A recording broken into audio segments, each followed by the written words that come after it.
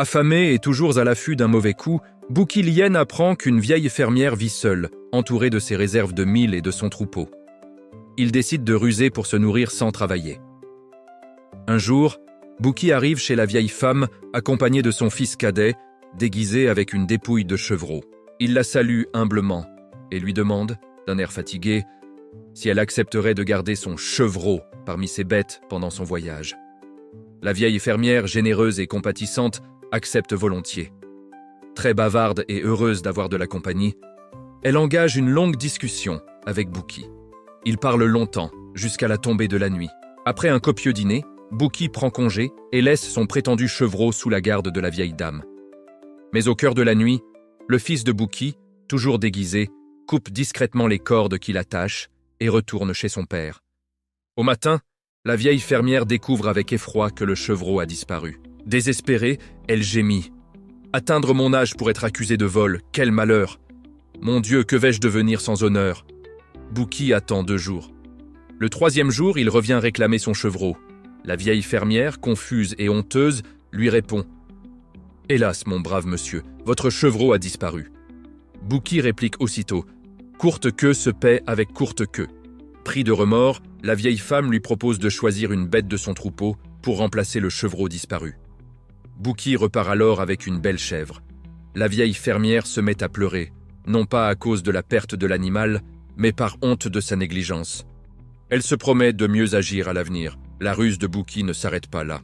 Profitant de la solitude, de la fatigue et de la bonté de la vieille fermière, il revient les jours suivants. Chaque fois, il arrive poliment. « Bonjour, madame », dit-il en faisant de grandes révérences. « Bonjour, cher monsieur », répond la fermière. « Je viens chercher mon chevreau », annonce Bouki. « Mais vous avez déjà pris une chèvre en compensation », réplique-t-elle. Bouki se fâche. « Pas d'histoire, la vieille. Courte queue se paie avec courte queue. La chèvre que j'ai prise n'était pas comme mon chevreau. » Et il repart avec un mouton. Le surlendemain, Bouki revient encore. Cette fois, il ne salue même plus. Il entre directement dans le parc, prononce sa phrase maudite. « Courte queue se paie avec courte queue. » Détache un animal et en va. La vieille fermière est anéantie. Elle se lamente. « J'ai vécu honnêtement, j'ai épousé un homme droit et travailleur, j'ai bien élevé mes enfants, et voilà ma récompense. » Désespérée, elle souhaite du fond de son cœur que quelqu'un vienne à son secours. Pendant ce temps, Bouki continue ses vols. Chèvres, moutons, bœufs, vaches, il ramène tout chez lui. Avec sa famille, il se régale chaque jour. On chante, on danse, on festoie pendant que la vieille fermière pleure sa misère. Un soir, en passant près de la ferme, Leuc le lièvre remarque que le troupeau est presque entièrement disparu. Intrigué, il frappe à la porte. Depuis plusieurs jours, la vieille fermière reste enfermée, pleurant ses pertes.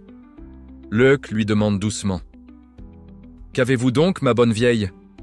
Pardonnez-moi de vous déranger, mais vous semblez bien triste. En passant, j'ai remarqué que presque toutes vos bêtes ont disparu. Vous aviez pourtant un troupeau si beau. Qu'est-il devenu ?» La vieille fermière lui raconte alors toutes ses mésaventures depuis le premier jour.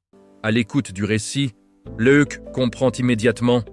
Cela ne peut être que Bouki Lien, l'hypocrite, le méchant et le lâche, qui s'attaque toujours aux faibles et aux gens sans défense.